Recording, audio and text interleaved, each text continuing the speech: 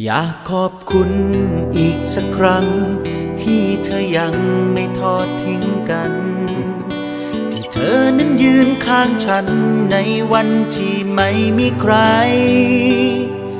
ในวันที่ฉันล้มลงในวันที่ฉันร้องไห้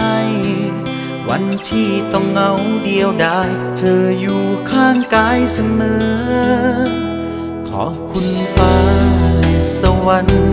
ที่ให้เราได้มารักกัน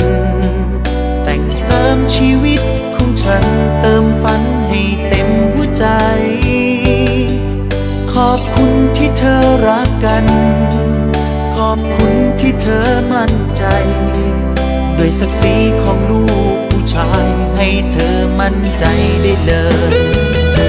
ผู้ชายคนนี้สัญ